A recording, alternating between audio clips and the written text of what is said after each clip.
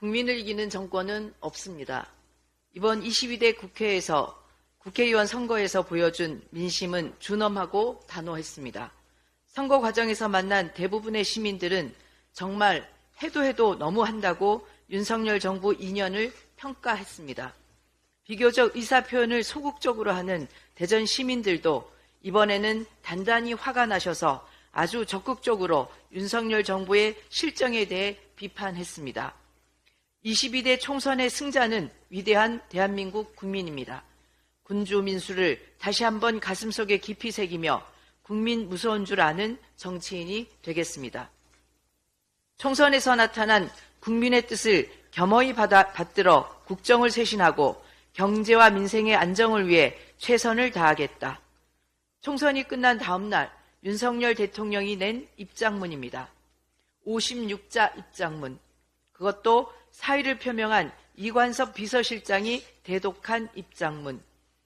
윤석열 대통령이 정말 국민의 뜻을 알고나 있는지 의심스럽습니다. 그래서 다시 한번 선거 현장에서 하신 국민들의 목소리를 들려드립니다.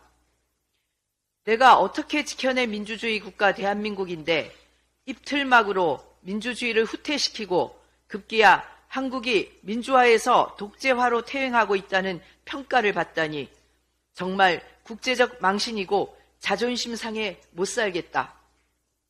국가를 지키기 위해 군대에 간 청년이 죽음으로 돌아왔는데 그 이유도 밝히지 않고 최상병 수사 외압의 주요 피의자인 이종섭 씨를 호주 대사로 임명해 도주시켜? 이게 국가야? 정말 화가 나서 못 살겠다. 이번 겨울에 사과 한 알, 귤 한 개를 제대로 못 먹었어.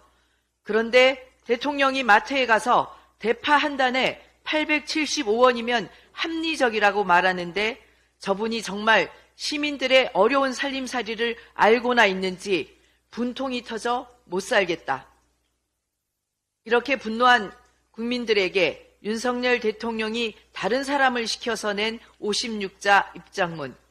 윤석열 대통령은 정말 민심을 제대로 받아들이고 있는지 우려가 큽니다.